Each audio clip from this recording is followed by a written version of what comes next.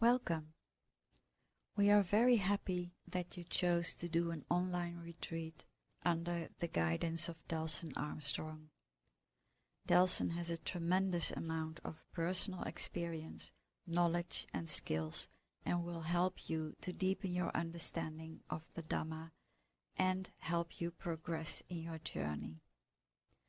Delson teaches according to the original discourses of the Buddha as laid out in the suttas. The Eightfold Path encompasses virtue, mental development and wisdom. So this is not only about meditation, but also about keeping the precepts and practicing all 8 factors of the Eightfold Path, as Delson explains in detail in the Dhamma Talks. We hope you can give yourself the time to settle in for this retreat and follow the guidelines to get the most out of this experience. In this video, we will give you some pointers that might be helpful to you. They are not obligations, but might make the retreat easier in some ways. If you have any questions or comments, you are always welcome to contact Delson or the Suttavada Foundation team. There are some things you could do a couple of days in advance. Book the one-on-one interviews. This way Delson can plan his day around them, and so can you. Print out the precepts and Dhammapada readings. You will keep at least 5 precepts, but if you prefer to keep 8, that is of course fine. Familiarize yourself with how you want to set up your routines for the retreat. It is recommended to either start the day with your first sit, or you can start by reciting the precepts, because it is a great way for the mind to start with good intentions, and it can bring up a lot of joy when you recite them with the intention of keeping them. Make sure you watched the welcome video where you can find an introduction and instructions. Read the assigned materials. However, we are aware that this is a lot of reading, so always, if you have limited time because of other responsibilities, meditation comes first. Just see that you read them at some other time to deepen your understanding. We recommend to create a schedule for your retreat so that you'll know when you will be sitting, when you will be watching Dhamma Talks, and when you will be doing other activities that you still have to do for your daily life. And you should set up a place where you can sit undisturbed for a while. We recommend you to sit minimum of 60 minutes. However, if your sitting is good, please don't break it. Because of that, you need to sit very comfortably. Sitting on a chair is absolutely okay. I would even say it is necessary for you to sit longer. You should cook some meals and do the groceries and meals ahead of the days before the retreat so that you don't have to take a unnecessary trip and do the groceries and preparing for the meals and etc. And please try to minimize unnecessary activities if you can. Please let your family and co-workers know that you will be in 10 days retreat and you will be minimizing a lot of social activities. Please turn off your phone as much as possible. Digital create a lot of disturbance in our mind. That means please do not watch news, participate in social medias, listening to music, or watching televisions. Please do not answer email and texts that not are related to work or the meditation. If it is important enough, you will know it. If you still have to work, plan to sit for a minimum of 4 hours a day. Of course, every situation is different, and for some it might be a tall order, but the meditation is very important.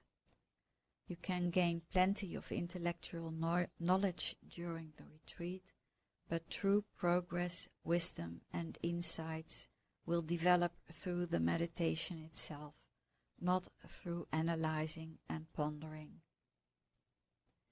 If you have off days from work, try to increase this amount up to 8 hours a day. Again, certainly when you are in the early days of the practice, this can be a lot. Don't force yourself and try to push through it. Rather, when you feel the inclination to stop sitting, you can gently suggest to the mind, how about sitting for 10 more minutes, and see if you can lengthen sitting time that way. It gives the mind time to sit through some restlessness where you usually would have gotten up. Wake up 1 hour earlier than normal if you have limited time. Many people found this helpful to increase their sitting time. Often in the early morning the world is still quiet, which is very conducive to sitting. Also, if you go deeper in your meditation practice, you might find that you need less sleep. Deep meditation can be very refreshing, so you might not even notice any lack of sleep. Allow at least 60 to 90 minutes for your sitting.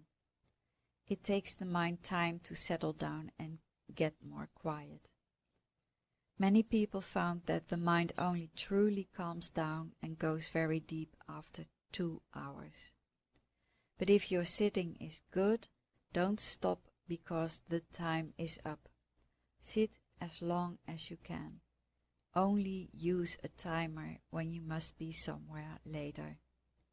If you have the time, don't use a timer and potentially break a perfectly good sit. Don't sit late at night when your energy may be depleted. Yes, meditation is important, but sleep deprivation doesn't make for a good sit. In that case, just sleep and see if you can meditate at a moment when you feel more awake. Again, don't push yourself. You will know best what your limits are, and if you are honest to yourself, you will know the difference between not wanting to meditate because of a bit of laziness or because you just have reached your limit for that day. And remember, a good sit is not necessarily a peaceful, calm one. If there are countless hindrances, but every time you notice them and apply the 6 R's, that is an excellent sit. The Buddha's path is all about letting go of hindrances and craving, and that is what this meditation is all about. Noticing distractions will improve your mindfulness, and letting go of them weakens unwholesome tendencies while strengthening wholesome ones every time you 6R. Walking meditation should be continuous from your sitting meditation. You should incorporate 1 or 2 walking meditations per day. When you are sitting longer as meditation progresses, you need to walk more in order to keep the circulation moving. Walking meditation will also help you keep restlessness, dullness, and drowsiness at the bay. When you are walking, walk at your normal pace. You don't need to slow down at all. Please don't put your attention on the things around you. Put your eyesight in front of you, about 5 or 8 feet. Put your attention to your object of meditation, like loving kindness. In the beginning, if you are having trouble paying attention to the object of meditation, the best thing is just keep smiling and put your attention to the smiles. As long as we are keeping our attention on the object, you'll be fine.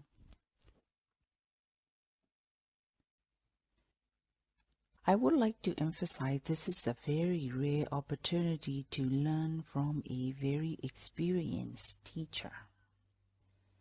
You may write all your questions down ahead of the time. And please join about 5 minutes early. Wait in the waiting room. Teacher will let you in. If you need to cancel this, please let us know. And please take your time during the interview. Ask your questions. Teacher will be very patient and answer them all. However, please be respectful of the other retreaters' time who may be waiting behind you.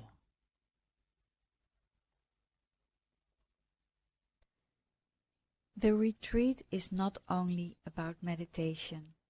It is very much a practice that carries you through the entire day. Daily life practice will make it easier to start your sit, and the sitting will naturally start to flow into your daily life. See if you can get up from a sit while staying in that state of mind for a bit longer, so that the boundaries between sitting and not sitting are not as harsh anymore. Smile whenever you can remember to do so. Not only a little smile on the lips, but also from the eyes, the mind, and the heart. Of course, don't visibly smile if it could cause misinterpretations at work, for example. But keep the mind light and happy if you can remember to do so. Radiate to people and animals you encounter, as well as to yourself. If you have not too complicated tasks, remember to 6R when you notice an unwholesome mind state popping up. Otherwise, just keep the mind happy and relaxed. Daily life practice has many benefits. In time, you will notice that unpleasant things will not upset you as much. Or you might become aware of a little pause before replying to someone, where you suddenly think, wait, I can give an answer that is a bit more wholesome. You will become more appreciative of the world around you, calmer and more content. Finally, nothing in this practice is about forcing, pushing, and having unreasonable expectations. Rather, gently see if you can expand your sitting time bit by bit. Or put up some post-its at your mirror, light switch, or on your desk to remind yourself to smile and 6R. We hope you will enjoy your retreat and deepen your practice moment to moment. We'd like to thank you for your attention and have a wonderful retreat.